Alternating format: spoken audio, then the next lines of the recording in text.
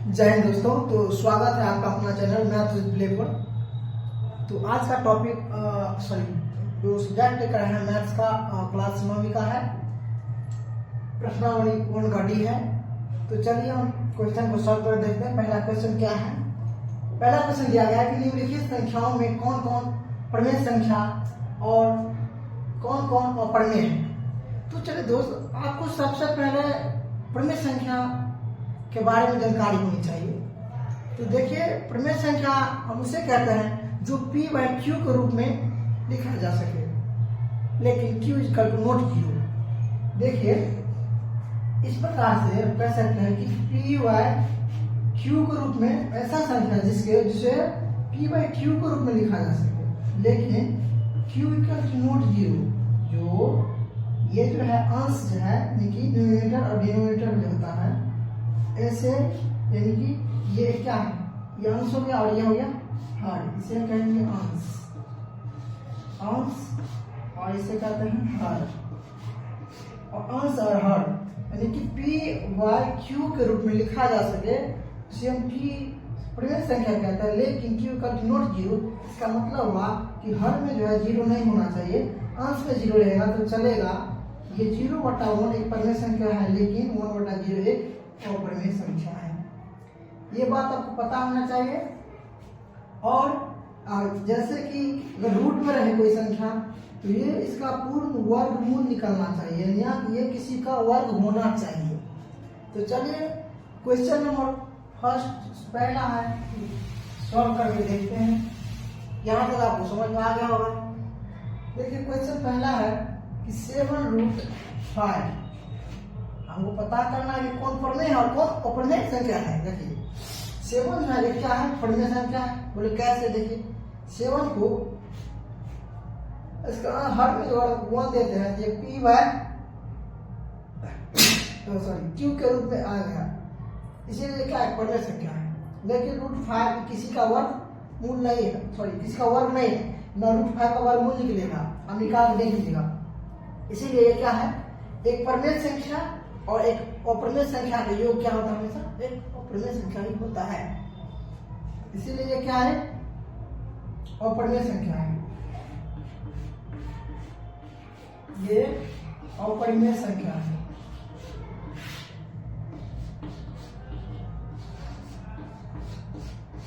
देखिए question number 2 में है कि 2 + √3। देखिए फिर वही बात, एक क्या है, परिमेय संख्या, एक अपरिमेय संख्या। एक परिमेय संख्या प्लस एक अपरिमेय संख्या हमेशा क्या होता है, अपरिमेय संख्या होता है। क्या होता है दोस्त, एक अपरिमेय संख्या होता है।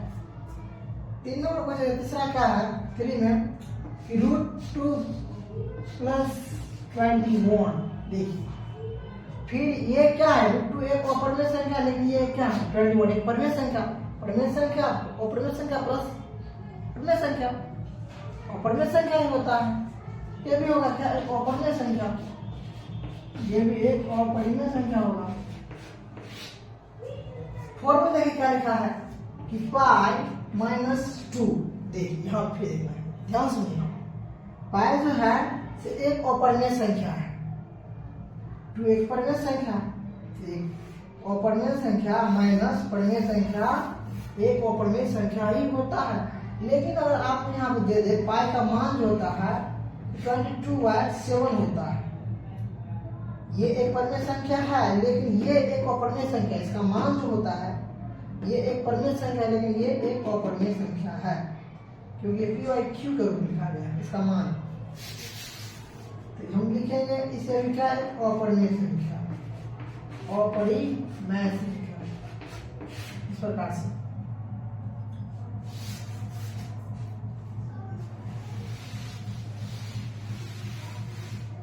देखिए क्वेश्चन नंबर 5 में है कि 7/√5। देखिए ये p बाई क्यू के रूप में लिखा गया, लेकिन ये किसी का वर्ग नहीं, है, इसका वर्गमूल नहीं निकलेगा, इसीलिए ये भी एक अपरिमेय संख्या है। अगर इसका वर्गमूल निकल जाता तो हम लिखते परिमेय, अदरवाइज ये अपरिमेय संख्या है। अगर देखिए ऐसे रहेगा √4 मतलब 7 है √4, तो ये परिमेय होता है, क्योंकि 7 रूट 4 का वर्गमूल का रूट 2 निकलता है। अगर ऐसे होता तो परिमेय होता, लेकिन ये क्या है, एक अपरिमेय संख्या है। क्वेश्चन नंबर देखिए 6 में क्या है, 6 में क्या है 2 पाई, ये भी एक क्या है अपरिमेय संख्या, एक परिमेय, ये क्या है 2 परिमेय है, पाई एक अपरिमेय बताया था ये परिमेय संख्या, अपरिमेय संख्या हमेशा अपरिमेय ही होता है, अपरिमेय संख्या, ये एक अपरिमेय संख्या है। चलिए 7 नंबर क्वेश्चन देखिए हमारा क्या दिया गया है। 7 में ये 3 प्लस रूट 23 माइनस रूट 23, देखिए ये एक परिमेय है, ये भी एक अपरिमेय है और ये भी एक अपरिमेय है, एक परिमेय संख्या एक अपरिमेय संख्या, लेकिन ये प्लस और माइनस में है, ये कट गया। उसका 3 क्या है, अगर इसे बटे 1 लिखते हैं, ताकि 1 किसी भी संख्या के इसके हर में हमेशा 1 होता है, इसीलिए ये क्यू के रूप में से लिख सकते हैं। 3 एक क्या है, परिमेय संख्या है, क्या है परिमेय संख्या। देखिए आपका है, देखिए 0 1 2 3 4 इस प्रकार का है, -1 से -2 इस सब क्या है, एक परिमेय संख्या ही है।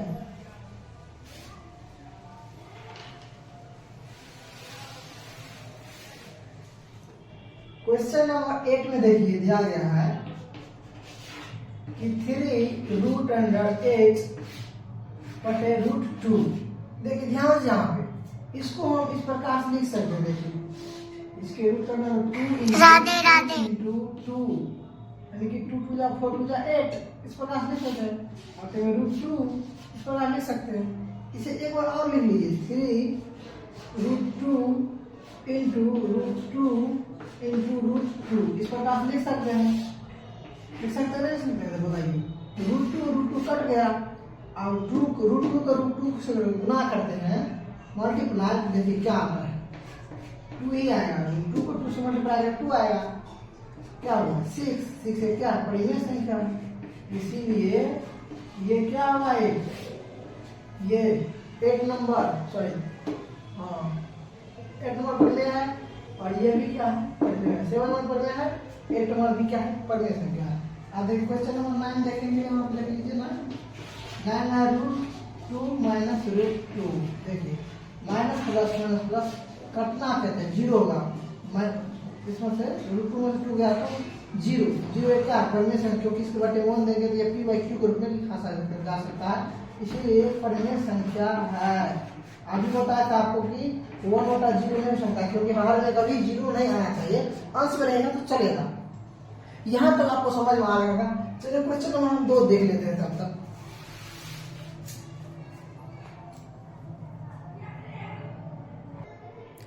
तो देखो मेरे भाई, क्वेश्चन नंबर 2 में दिया गया है कि निम्नलिखित कथनों में सत्य और असत्य कथनों की पहचान करें। देखिए चलिए हम देखते हैं यहाँ पे कि कौन सा कथन सत्य है, कौन सा असत्य है। देखिए क्वेश्चन ए में दिया है कि 2 अपरिमेय संख्याओं का योग अवश्य अपरिमेय संख्या होगी। देखिए इसका जो होगा आंसर होगा असत्य, क्या होगा असत्य। देखिए ये जरूरी नहीं है कि 2 अपरिमेय संख्याओं का योग जो है हमेशा असत्य ही होगा, ये जरूरी नहीं है, परिमेय भी हो सकता है और अपरिमेय भी हो सकता है। देखिए कैसे होता है, मैं आपको यहाँ पे एग्जाम्पल लेकर समझा देता हूँ।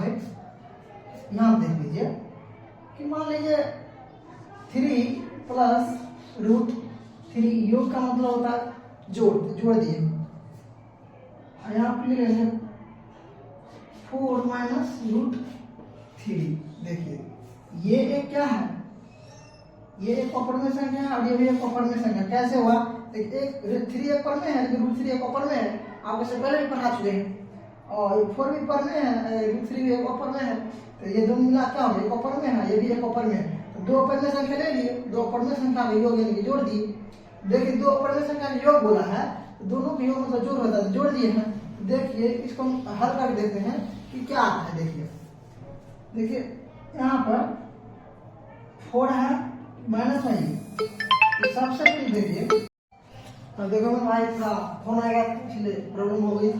देखिए यहाँ फिर से आपको बता देंगे। देखिए यहाँ देखिए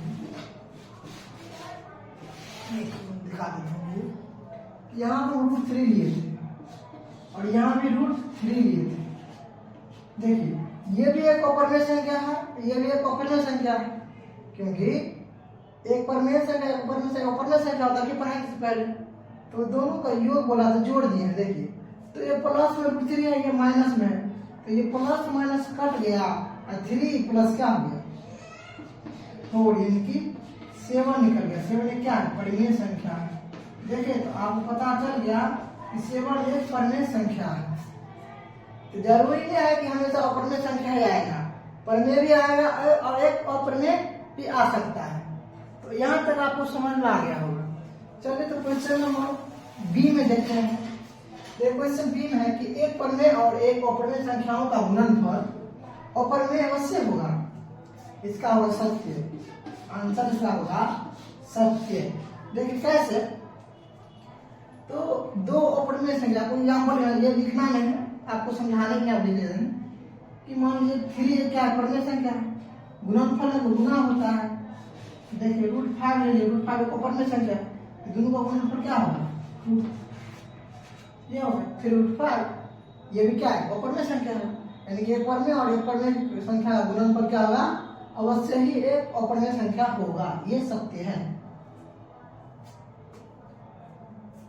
चलिए क्वेश्चन नंबर सी में है कि सभी परिमेय संख्याओं की व्युत्क्रम संख्याएं प्राप्त होती है।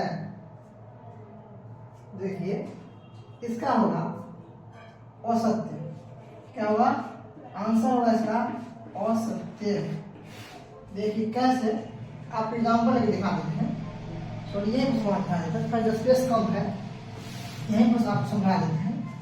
मान लीजिए कि 1/0 नहीं बताते हैं 0/1, ठीक है। ये एक क्या है, परिमेय संख्या है। व्युत्क्रम मतलब ही होता है कि उल्टा, अपोजिट होता है। इसे लिख सकते हैं 1/0 व्युत्क्रम। व्युत्क्रम जो है 1/0 हो गया।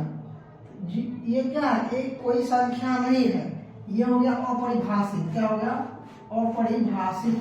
अपरिभाषित आप लिख सकते हैं, क्या लिखेंगे, अपरिभाषित हो गई। ये कोई संख्या नहीं है। इसका व्युत्क्रम मतलब उल्टा होता है कि 1/0 यानी कि हर में 0 है, तो कोई इसका संख्या ये नहीं हुआ, ये अपरिभाषित हो गया। इसीलिए चलिए क्वेश्चन नंबर सीधा डी देखिए कि √9/144 एक परिमेय संख्या है, इसका भी होगा सत्य। देखिए कैसे, आपको सॉल्व करके दिखाते हैं। चलिए ऊपर हम थोड़ा मिटा लेते हैं, तो हो गया, समझ गए, इसको मिटा लेते हैं जरूरत है। देखिए कैसे हुआ, आपको समझाते हैं यहाँ पे कि लिखा है क्वेश्चन नंबर डी में कि √9/144, ठीक है।